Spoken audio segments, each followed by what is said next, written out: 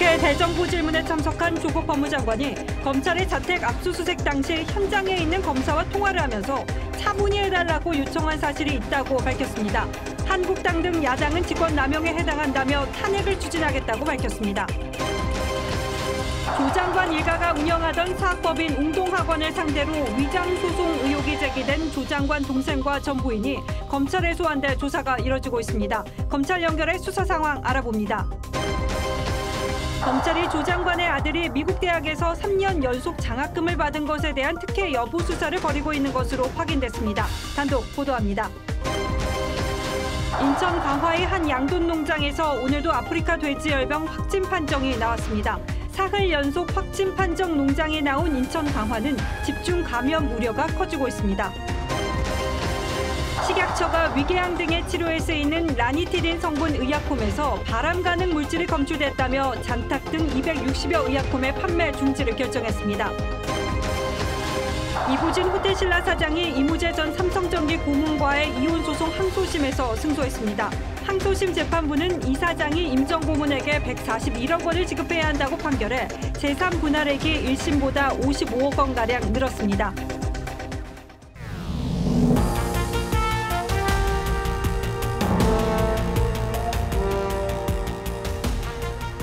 여러분 안녕하십니까? 뉴스9의 신동욱입니다. 조국 법무장관이 오늘 국회 대정부 질문에 나왔습니다. 예상했던 대로 청문회를 방불케 하는 야당의 질문 공세가 쏟아졌고 이 과정에서 또 하나의 중요한 사실이 드러났습니다.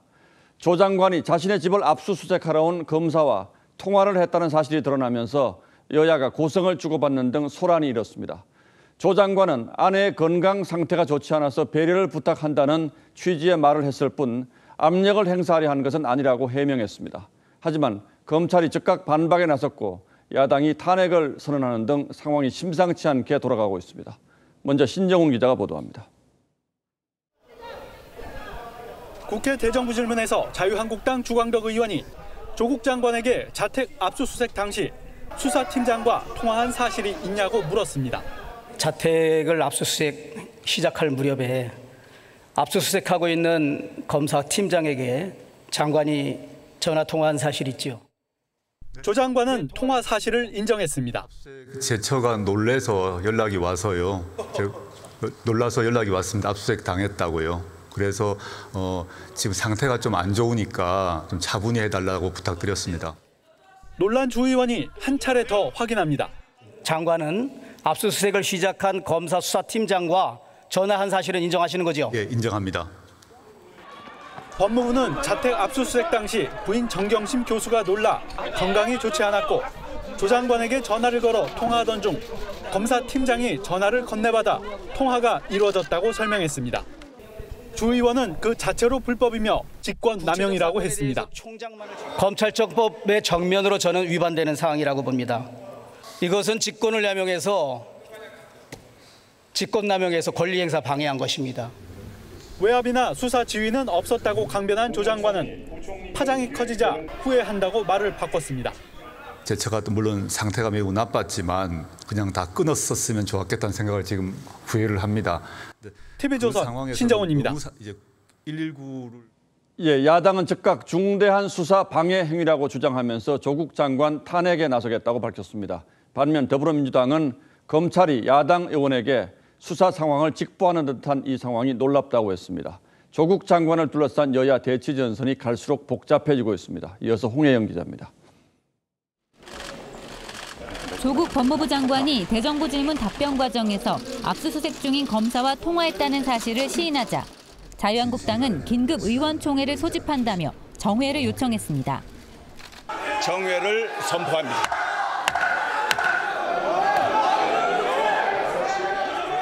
자유한국당과 바른미래당은 조 장관의 통화 사실은 탄핵 사유라며 탄핵 소추안 발의를 추진하겠다고 했습니다.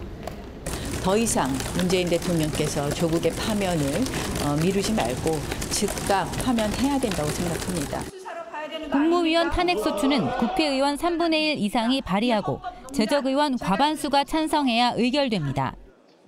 더불어민주당은 검찰이 수사 상황을 한국당과 공유하고 있다고 비판했습니다. 수사 상황이 이렇게 일일이 야당 특정위원회에 공유되는 것에 대해서 대단히 놀랍고 경악할 수밖에 없습니다. 민주당은 검찰총장이 나서서 유출자에게 응당한 조치를 취하라고 압박하는 한편 대정부 질문 직후 의원총회를 소집해 대책 논의에 들어갔습니다.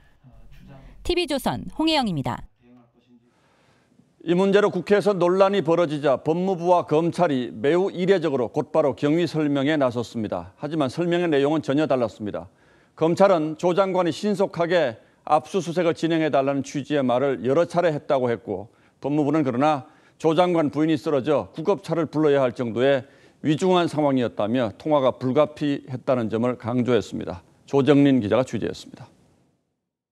장관은 국회 대정부 질문 과정에서 조국 법무장관의 수사검사와의 통화 발언이 불거진 직후 대검찰청이 파악한 당시 상황은 조 장관 설명이나 법무부 해명과는 크게 달랐습니다. 법무부는 조 장관 아내 정경심 교수가 충격으로 쓰러져 119까지 부르려 했다고 해명했습니다.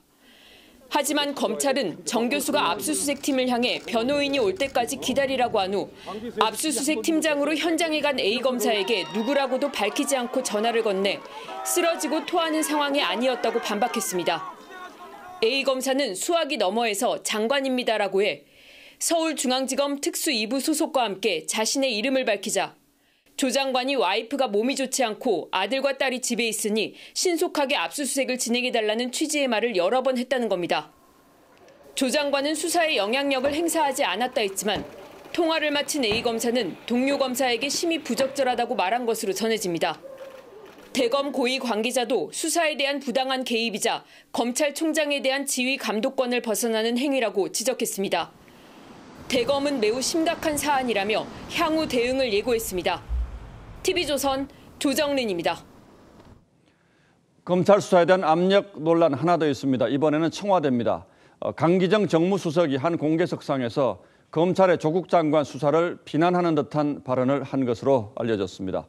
수사를 하더라도 조용히 하라고 했는데 검찰이 말을 듣지 않는다고 했다는 겁니다. 강 수석이 뒤늦게 SNS 메시지를 통한 간접 전달이었다고 해명에 나섰습니다만 이게 사실이라면 청와대가 검찰 수사에 압력을 가했다는 논란을 피하기 어렵습니다. 최지원 기자가 보도합니다. 강기정 청와대 정무수석이 문재인 대통령 대신 참석한 대한민국 균형발전 정책박람회 행사에서 검찰도 대한민국의 구성원이고 공무원인데 지금 시기에 조국 법무장관 자택을 압수수색하는 의도가 무엇인가 의문스럽다고 말한 것으로 알려졌습니다. 강 수석은 한미 정상회담이 진행 중이니 검찰에 수사를 해도 조용히 하라고 다양한 방식으로 전달했지만 검찰은 말을 듣지 않았다고 말했습니다. 어떤 방식으로 전달했냐는 현장 취재진의 질문에는 알아서 생각하라고 답했습니다. 청와대가 노골적으로 검찰 수사에 개입한 것 아니냐는 비판이 나옵니다.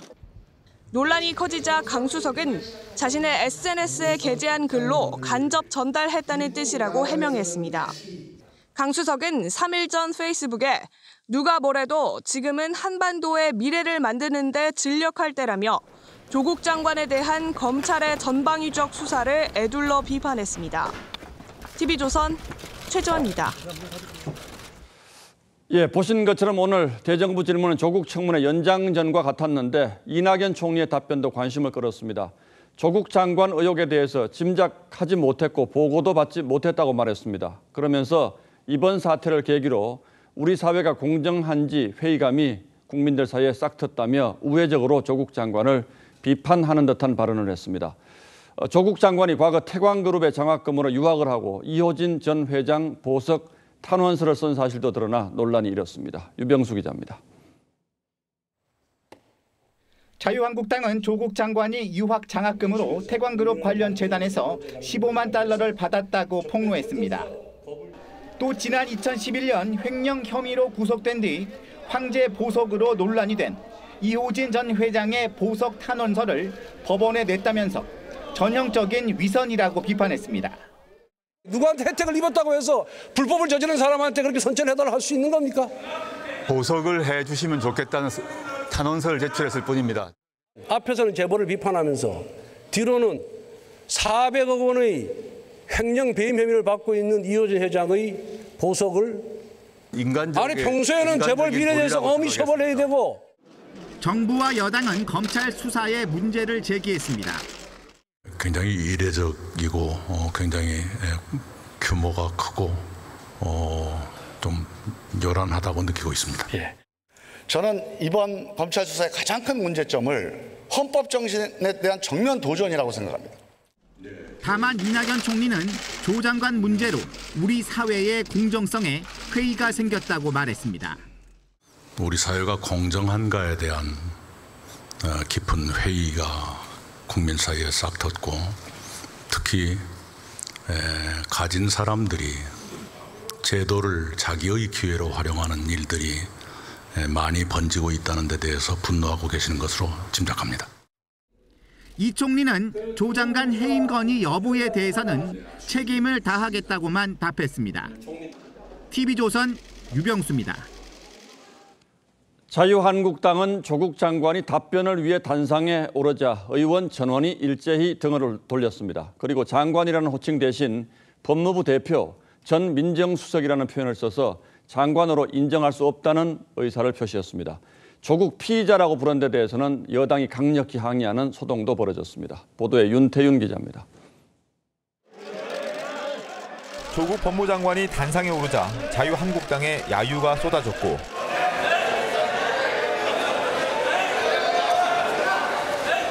조 장관이 인사말을 시작하자 한국당은 의도적으로 의자를 돌려 조 장관을 외면했습니다. 최선을 다하겠습니다. 많은 도움 부탁드립니다. 장관이라는 호칭도 최대한 자제했습니다. 법무부를 대표해서 나와주시기 바랍니다. 법무부 나와주시죠. 곽상도 의원이 법무부 관계자라고 호칭하자 조국 장관이 나오지 않고 버티기도 했습니다. 이어서 조국 피의자로 부르자 여당 의원들이 나와 항의하는 소동을 빚기도 했습니다. 도떼기 시장도 아니고 들어가. 나와 있으면 안 됩니다. 의장이 너무 많아. 후보자 시절 간담회와 청문회에서의 위증 논란도 제기됐습니다. 후보자 시절 기자간담회와 국회 청문회 과정에서 한 답변 중 단 한 가지의 거짓말도 없었습니까? 기자간담회와 인사청문회에서 당시에 제가 알고 있는 것, 제가 기억하는 것 그대로 답변했습니다. 그러니까 거짓말이 있었습니까? 없었습니까? 없었다고 생각합니다. 조 장관은 딸의 동양대 총장 표창장은 딸이 상장을 받아온 것이라고 했지만 검찰은 정경심 교수를 사문서 위조 혐의로 기소했고 딸의 논문을 고려대 입학에 사용하지 않았다고 했지만 고대 제출 목록에는 논문이 포함돼 있었습니다.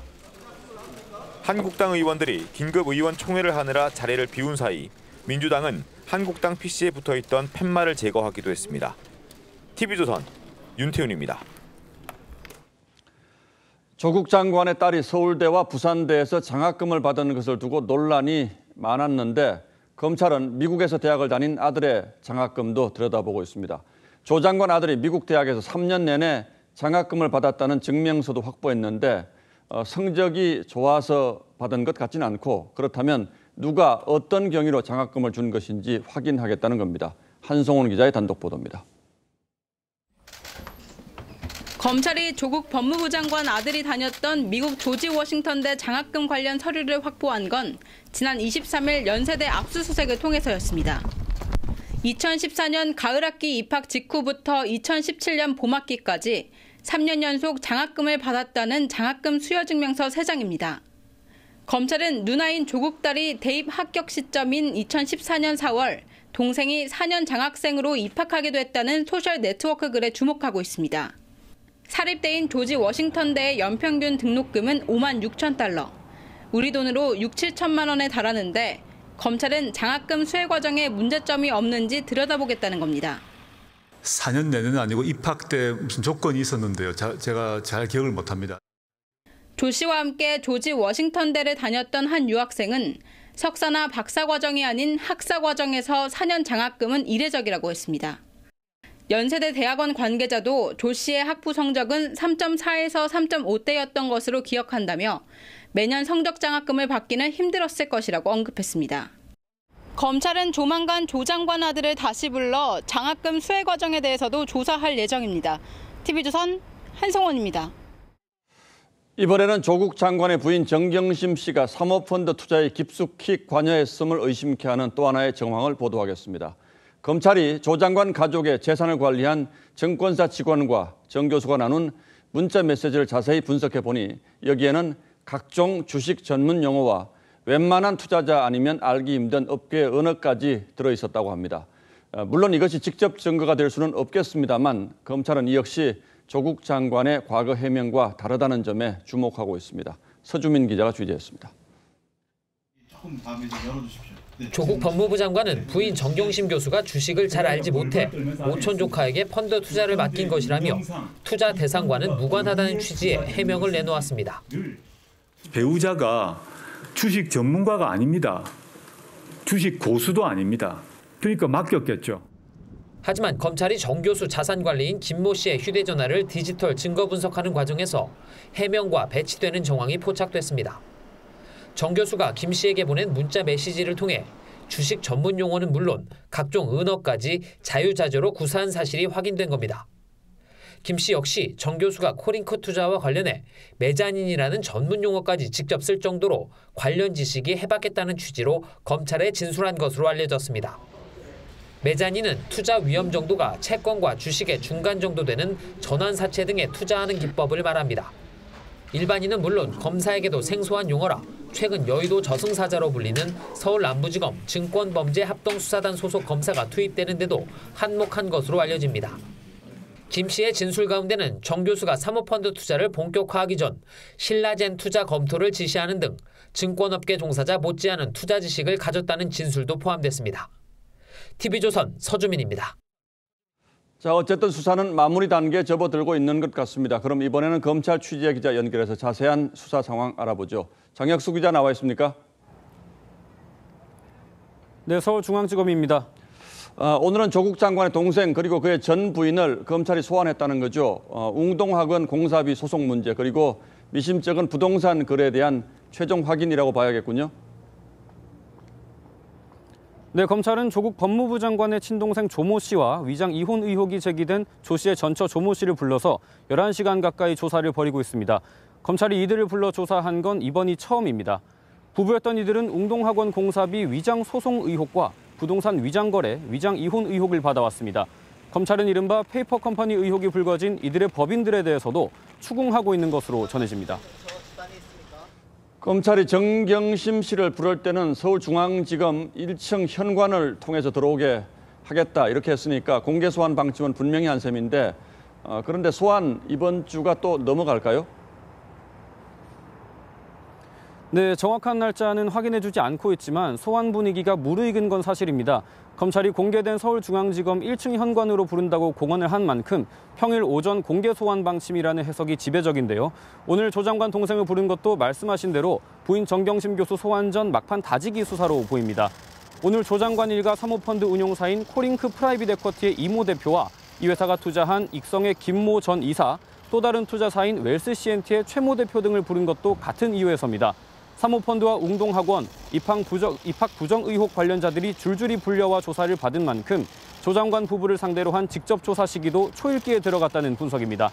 소환 시기를 예단하긴 어렵지만 이르면 이번 주, 늦어도 다음 주 초 소환은 불가피해 보입니다. 지금까지 서울중앙지검에서 전해드렸습니다. 법무부 장관과 검찰총장 등을 지낸 법조계 원로들과 변호사 1000여 명이 조국 장관의 사퇴를 촉구하는 시국선언을 발표했습니다. 그런가 하면 부산에서는 검찰 개혁을 촉구하는 교수 시국선언문이 발표되는 등 이번 사태를 둘러싸고 우리 사회가 분열되는 양상이 갈수록 뚜렷해지고 있습니다. 윤재민 기자가 취재했습니다. 변호사들이 조국 퇴진과 법치 수호가 적힌 손팻말을 들었습니다.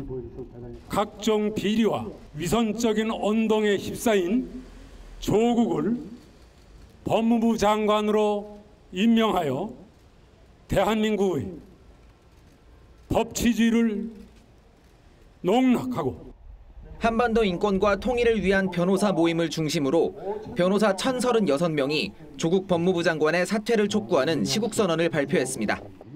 김경한, 김순규 전 법무부 장관과 송광수, 한상대 전 검찰총장 등 법조계 원로부터 1년차 변호사까지 시국선언에 참가했습니다. 범죄 피의자마저 된 사람이 법을 수호해야 할 법무부 장관이 되었다는 사실을 지켜보며 과연 이 사회에 정의는 있을까? 변호사들은 민주주의와 정의를 상징하는 장소라며 이곳 변호사회관에서 시국선언문을 낭독했습니다. 어제 대구에서는 경북 지역 지식인 200여 명이 조 장관을 파면해야 한다는 시국선언을 발표하기도 했습니다. 반대로 부산에서는 대학 교수와 강사 등이 조 장관을 지지하며 검찰개혁을 촉구하는 시국선언을 발표했습니다.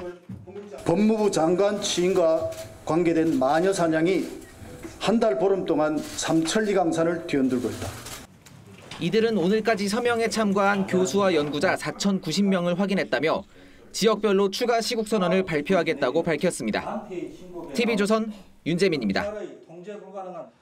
이제 곧 국정감사도 다가옵니다. 정부를 견제하는 국회의 한 해 농사이기도 하고 우리 사회의 중요 관심사가 모두 드러나는 중요한 행사죠.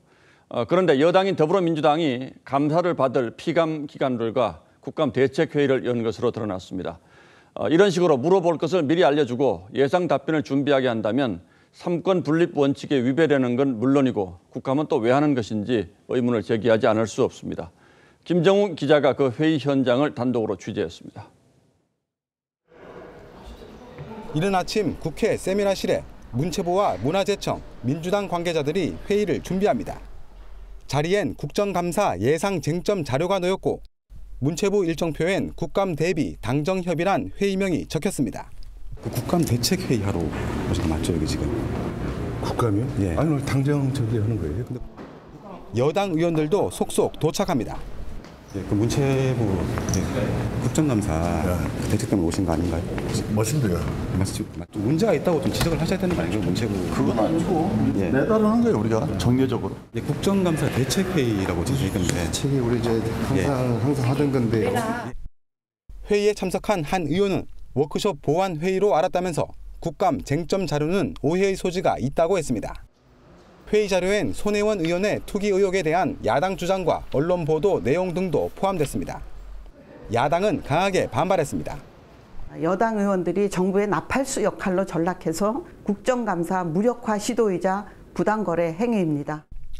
2009년 한나라당이 방통위와 국감 예상 쟁점을 논의한 사실이 드러나자 당시 민주당은 권한을 벗어난 불법이라고 반발했습니다.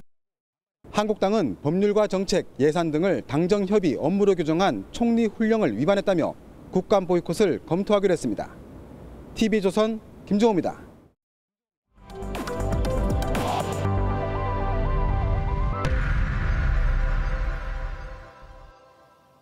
아프리카 돼지열병 확산 속도가 빨라지고 있습니다. 오늘 하루 경기 양주 등에서 의심 신고가 5건 이어지는가 하면은 인천 강화에서는 사흘 연속 확진 판정 농장이 나오고 있어서 집중 감염 우려도 제기됩니다. 자, 우선 오늘 처음으로 의심 신고가 접수된 경기 양주로 가 보겠습니다. 지선호 기자, 자, 정밀 검사 결과가 나왔습니까? 네, 정밀검사 결과가 아직 나오지는 않았습니다. 제가 있는 이곳 양주는 오늘 오전에 한 건, 오후에 한 건 의심 신고가 접수가 됐습니다. 의심 신고가 접수된 처음 지역입니다. 오늘 오후에는 인천 강화에서 확진 판정을 받은 농가가 나오기도 했습니다. 오늘만 추가 의심 신고가 5건 접수가 됐습니다. 저녁에 의심 신고가 접수된 양주 농가는 현재 검사가 진행 중입니다. 이로써 아프리카 돼지열병 발병 지역은 총 7곳으로 늘었습니다. 제가 있는 양주는 정부가 최초 설정한 6대 중점 관리 지역 밖의 지역입니다. 또 기존 발병지와 달리 북한과 휴전선을 맞댄 접경 지역도 아닙니다. 오늘 오후 7번째 발병이 확인된 농가의 경우 인천 강화에서만 3번째 확진입니다. 경기도 파주에서 시작해 인천 강화도, 경기도 연천에서도 확진 판정이 나왔고 경기도 양주까지 확산된 모습입니다. 특히 인천 강화에선 집중 감염 양상까지 나타나고 있습니다. 네, 이게 지금 감염 경로가 파악이 되지 않다 보니까는 방역도 한계를 보이고 있는데 경로 파악이 좀 됐습니까? 아닙니다. 이 감염 경로는 아직도 오리무중입니다. 특히 오늘 오후에 확진 판정을 받은 강화도 삼산면의 돼지 농가 같은 경우에는 현재 돼지 농가가 문을 닫고 있고 돼지는 2마리 정도만 키우고 있습니다. 그리고 강화도 본섬이 아닌 옆에 성면도에 따로 떨어져 있는 상황입니다. 이 때문에 축산 관련 차량이 이곳을 다녀간 흔적도 없는 것으로 전해져서 방역 당국을 더 혼란스럽게 하고 있습니다. 감염 경로나 원인이 방역 당국의 예측을 벗어났을 가능성도 있다는 건데 이 경우 지금 하고 있는 방역이 적절한 건지도 다시 생각해봐야 할 수밖에 없는 상황입니다. 지금까지 경기도 양주에서 TV조선 지선호입니다. 네, 확산되고 있는 아프리카 돼지열병의 주요 매개체로 야생 멧돼지가 꼽히고 있죠. 그런데 농림축산식품부, 환경부, 국방부 이 세 부처가 야생 멧돼지 사체를 두고 있다 없다 혼선을 빚고 있습니다. 비상 상황에도 정보 공유가 안 되고 있는 겁니다. 송병철 기자가 보도합니다. 올해 접경지에서 발견된 야생 멧돼지 폐사체는 34두. 환경부 산하 국립환경과학원이 발견했습니다. 하지만 농림축산식품부는 몰랐습니다. 농식품부가 국회에 제출한 자료를 보면 올해 멧돼지 사체를 발견한 사례는 없다고 나와 있습니다. 그러면서 그동안 포획틀로 야생 멧돼지를 잡아 조사했고 아프리카 돼지열병 바이러스는 나오지 않았다고만 강조했습니다. 지금 단계만 하는 게 아니고 꾸준히 해왔고 지금까지 거기서 양성이 나온 적은 없었습니다. DMZ 내 상황 파악에도 부처 간 엇박자가 드러났습니다. 농식품부는 오늘 오전 브리핑에서 DMZ 내 멧돼지 폐사체를 확인하고 있고 폐사체 발견 여부는 확인해 보겠다고 답했습니다. 하지만 30분 뒤 국방부는 올해 7월과 8월에 야생 멧돼지 폐사체 2두를 DMZ 안에서 발견했다고 발표했습니다. 야생 멧돼지 사체가 발견된 지역은 강원도 철원 일대입니다. 기본 정보조차 공유하지 못하는 정부의 아프리카 돼지열병 대응을 두고 컨트롤 타워의 부재를 우려하는 목소리가 높아지고 있습니다. TV조선 송병철입니다. 아프리카 돼지열병 확산에 돼지고기 소매업자와 식당 업주들의 고민이 깊어지고 있습니다. 재고 물량이 바닥을 드러내고 있는 데다 이 확진 농장이 계속해서 늘어나고 있어서 고깃값 급등은 불가피해 보입니다. 권용민 기자입니다. 서울의 한 식당. 냉장고 속에 돼지고기가 동나갑니다. 이대로라면 다음 주부턴 국내산 판매를 포기해야 할 판입니다. 가격도 가격이지만 지금 유통이 되지 않기 때문에 저희가 적정 재고를 확보하기가 굉장히 힘든 상황입니다. 지난 24일 발령된 일시 이동 중지 명령이 모레 정오까지 96시간으로 연장되면서 돼지고기 물량 부족이 현실화됐습니다. 바닥이 났다고 봐야 돼요. 그러니까 이제 다음 주 월요일부터는 들어온다 그러는데 많이 상승이 되어 있고요, 지금 현재. 대형마트들도 가격 인상을 고려하고 있습니다. 대형마트들이 확보해 놓은 일주일치 재고도 이번 주말이면 소진됩니다. 돼지고기 도매가는 어제 기준 킬로그램당 4,919원으로 발병 전보다 400원 넘게 올랐습니다. 첫 일시 이동 중지 명령 직후인 18일엔 6,000원을 넘기도 했습니다. 발병 농가가 늘어나고 일시 이동 중지 명령이 반복될 경우 돼지고기 품귀는 더 심해질 전망입니다. 현 상황이 유지될 경우 주 후반부터는 인상된 도매가가 반영되어 판매가가 오를 가능성도 있습니다. 국내산 물량 부족을 틈타 일부 수입업자들이 덩달아 가격을 올리는 것으로 전해져 서민들의 밥상 물가도 영향을 받을 전망입니다. TV조선 권용민입니다.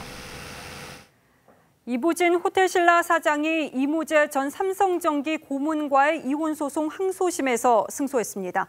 이 사장이 임 전 고문에게 지급할 재산 분할액은 141억 원으로 1심에 비해서 55억 원이 늘었는데요.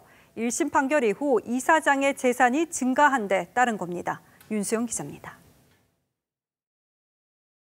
첫 소송 제기 후 4년 7개월을 끌어온 이부진 호텔신라 사장과 이무재 전 삼성전기 고문의 이혼 소송.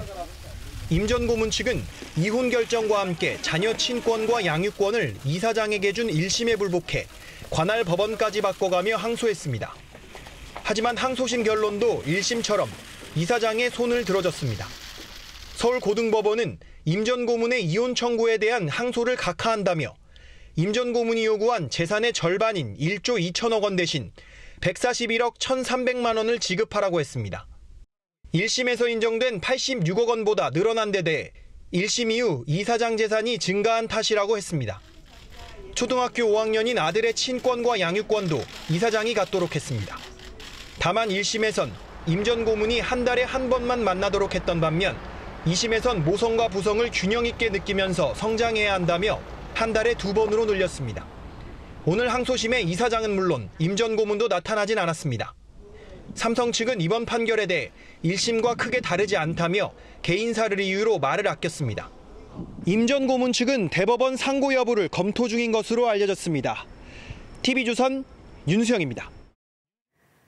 경찰이 장자연 사건의 증언자로 나섰던 윤주호 씨에 대해서 강제 수사 절차에 착수했습니다. 캐나다에 있는 윤 씨는 건강 상태를 거론하며 출석 의사가 없다는 점을 공개적으로 밝혔습니다. 최민식 기자가 보도합니다. 고 장자연 씨 사건의 목격자라며 증언에 나섰던 윤주호 씨. 함께 책을 냈던 김수민 작가로부터 명예훼손과 모욕 혐의로 고소당했고 후원금 사기 혐의 등으로도 고발된 상태입니다. 윤주호 씨는 고 장자연 씨의 억울한 죽음을 이용하고 있습니다. 이런 상황에서 지난 4월 윤 씨는 돌연 캐나다로 출국합니다. 왜 오셨어요?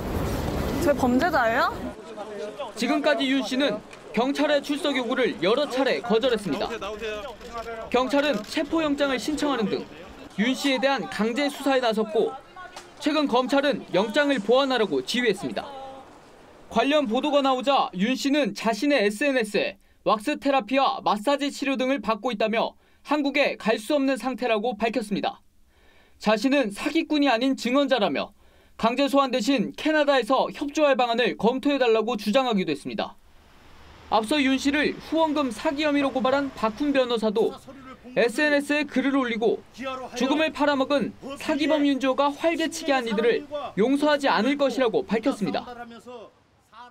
경찰은 검찰과 협의해 조만간 체포영장을 다시 신청할 계획입니다. TV조선 최민식입니다.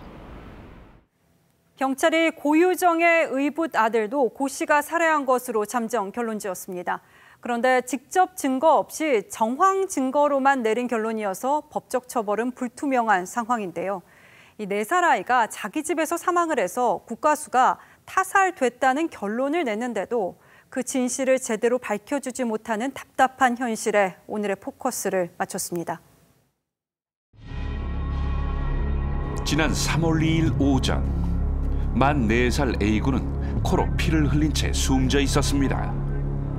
자기 집 침대 위, 바로 옆에는 아빠가 같이 자고 있었는데도 말입니다. 어느 누가 6살 된 아이가 자다가 그렇게 피를 뿜으며 사망했을 때가 그렇게 죽을 수가 있을지.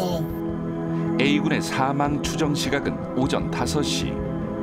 5월 17일에 나온 국과수의 2차 조사 결과 아이는 엎드린 상태에서 몸통 포함 10분 이상 강한 압력을 받고 코와 입이 강력하게 눌려 숨진 것으로 드러났죠. 고유정 측은 아이가 숨진 건 함께 자던 아빠가 아이에게 다리를 올렸기 때문이라 주장하고 있지만 얼굴을 눌러가지고 코와 입이 막혔다. 그렇게 하면은 그때 반항하는 힘은 엄청 커요. 발이 올라와서 죽었다. 이렇게 얘기하기엔 곤란해요. 타살 가능성이 크다는 얘기인데 내부적으로 경찰은 고유정을 범인으로 잠정 결론 낸 것으로 알려졌습니다. 경찰이 고유정을 의심하는 이유는 크게 2가지입니다. 먼저 경찰은 외부인 침입 흔적이 없고 당시 집안에 고유정과 아빠 둘뿐인 상황이었다면 친부보다는 재혼 생활에 의붓아들이 걸림돌이 된다고 생각할 수도 있는 고 씨가 범인일 가능성이 높다고 보고 있습니다. 또한 사건 당일 친부가 잠이 쏟아져 오전 10시가 넘어서야 일어났는데 그의 몸에서 스스로 먹은 적 없는 수면 유도제가 발견된 점도 고 씨 범행일 가능성을 높이고 있죠. 고의 살인 및 그 과실치사에 대해 수사를 진행하여 왔습니다. 아쉬운 건 경찰이 초동 수사를 제대로 못한 점입니다. 고유정은 사건 발생 2달 뒤 참고인으로 15분 경찰 조사를 받았죠. 이후 타살이 의심된다는 2차 부검 결과가 5월 17일 나왔지만 이날 고유정은 경찰 조사는커녕 8일 뒤 제주도에서 전 남편 살해했을 졸피뎀을 구하고 있었습니다. 살인죄를 염두에 두고 수사를 하지 않았던 것 같습니다. 계모 관계라고는 하지만 일종의 가족 관계이기 때문에 참고인 신분으로.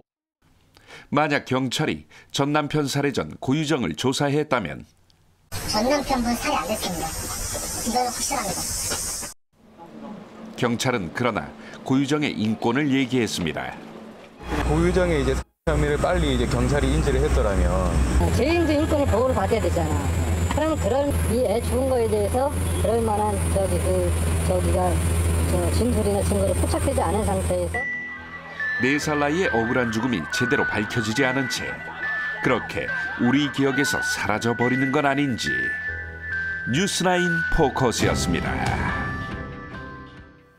위장약 등의 원료로 쓰이는 라나티딘 성분에서 기준치 이상의 발암물질이 나왔습니다. 이 식약청은 해당 성분이 들어간 의약품 잔탁 등 260여 개 품목의 판매를 중지시켰습니다. 그런데 식약처가 열흘 전에는 이것에 대해서 안전하다고 발표한 바 있어서 뒷북 대응이라는 지적입니다. 이채림 기자입니다. 식품의약품안전처 조사 결과 라니티딘 성분에서 검출된 발암물질은 N-니트로소디메티라민, NDMA입니다. 지난해 발사르탄 계열 고혈압약에서 검출된 것과 같은 물질로 국내에서 공급되는 라니티딘 원료 7종 모두에서 나왔습니다. 라니티딘은 위산 분비를 억제해 위궤양이나 역류성 식도염 치료제의 원료로 쓰입니다. 잠정적으로 제조 수입 판매 중지 및 회수 조치하고 처방을 제한하도록 하였습니다. 이번에 판매가 중지된 제품은 약국에서 쉽게 살 수 있는 일반 의약품 95개를 포함해 269개에 이릅니다. 복용 환자는 144만 명으로 추산됩니다. 식약처는 6주 이상 복용하지 않으면 유해하지 않다면서도 장기간 노출에 따른 유해성을 평가하기로 했습니다. 시민들은 불안합니다. 대다수는 그렇게 신경을 안 쓰고 먹는데 진짜 심각한 문제네요. 정말 판매 중지는 뭐 당연한 것이고 국가에서 세밀하게 진짜 시험을 한다거나 이렇게 해가지고. 식약처는 또 불과 열흘 전에는 국내 약품에서는 미국이나 유럽과는 달리 NDMA가 검출되지 않았다고 발표해 부실 뒷북 대처란 비판도 받고 있습니다. 의사협회는 식약처의 안전관리 능력이 의문이라는 내용의 입장문을 내놨습니다. TV조선 이채림입니다. 5 시대인 요즘 집안에서 일상적인 통화조차 어려운 곳들이 있습니다. 이 중계기가 설치되지 않아서 벌어지는 일인데 통신사는 물론이고 과기정통부와 국토교통부 모두 나몰라라 하고 있어서 주민들은 분통이 터집니다. 오현주 기자가 취재했습니다. 서울 광진구의 850세대 아파트 단지입니다. 입주 1년째 휴대전화가 안 터진다는 입주민의 호소가 이어집니다. 평소에요? 네. 핸드폰 안 터져요. 어떻게 특히나 코너 있는 부분은 잘 안 터지고요. 이곳 아파트 내 놀이터에서는 휴대전화 전파 수신이 잘 됩니다. 방금 전까지도 전화통화가 아무 문제 없이 이루어졌는데요. 그럼 집안에서는 과연 어떤지 직접 들어가서 확인해 보겠습니다. 도저히 대화를 이어갈 수 없을 정도입니다. 현동이 놀이터에 나갔나? 아, 지금처럼 이렇게 안 들리는 거죠? 네, 지금 방금 얘기를 하신 게 지금도 생각하고 싶지 않은 그런 상황이지만서도 갑자기 현관문이 안 열려서 이제 그 AS 팀하고 통화를 했는데 뭐 산속보다도 더 안 터진다고 그래. 국토부는 중계기 설치를 위해 집주인 3분의 2 이상의 동의를 얻으라고 하지만 현실적으로 불가능에 가깝습니다. 60%만 소유주가 살고 계시고 나머지 40%는 일반 세입자들이셔서 과기정통부도 알아서 해결하라는 입장입니다. 상식에 기반해서 말씀을 드리면 그건 입주자들 사이의 문제 아닌가요? 지난 7월에는 중계기가 설치되지 않은 동탄 신도시의 한 아파트 단지에서 구급대원과 전문의의 영상통화가 연결되지 않아 응급 환자가 숨지는 일까지 발생했습니다. TV조선 오현주입니다. 트럼프 미국 대통령과 젤렌스키 우크라이나 대통령의 통화 내용이 공개되면서 일찌감치 미 대선 판도가 요동치고 있습니다. 내용은 이런 겁니다.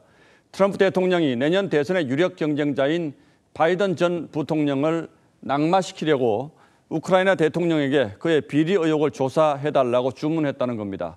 논란이 커지자 미 하원이 탄핵 조사에 돌입했고 트럼프 대통령은 통화 내용을 전격 공개하면서 반격에 나섰습니다.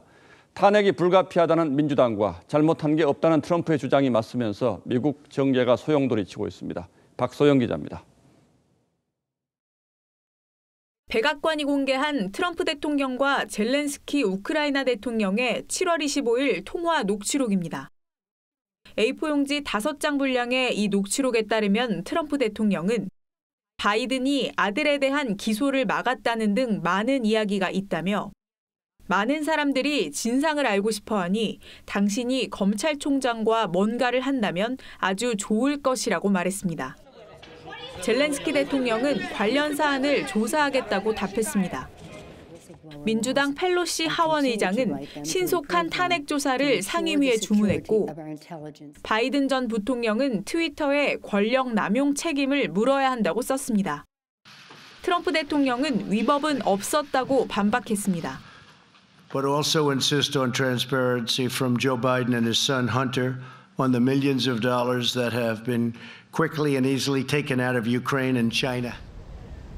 백악관도 조사를 제안했을 뿐 군사 원조 등의 대가는 제시하지 않았다고 주장했습니다. 젤렌스키 대통령도 외압을 부인했습니다. I think, and you added that nobody pushed me. 민주당은 내일 국가정보국장 대행 청문회를 시작으로 탄핵 절차에 돌입합니다. TV조선 박소영입니다.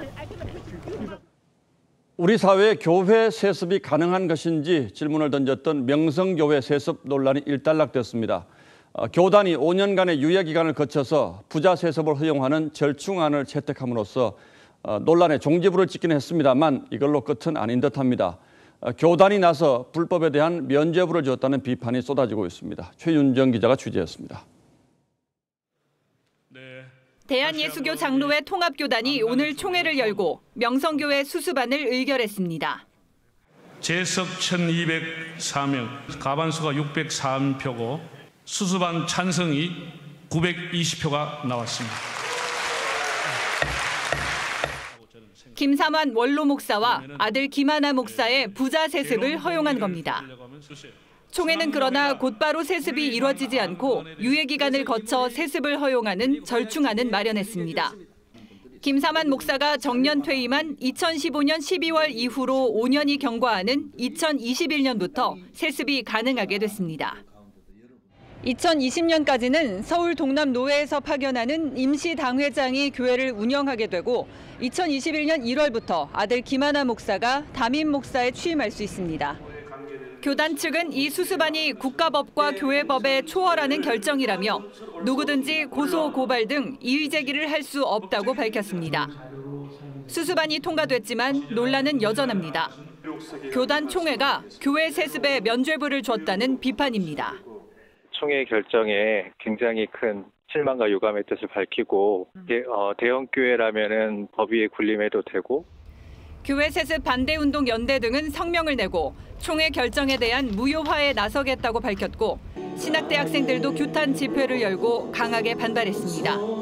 TV조선 최윤정입니다.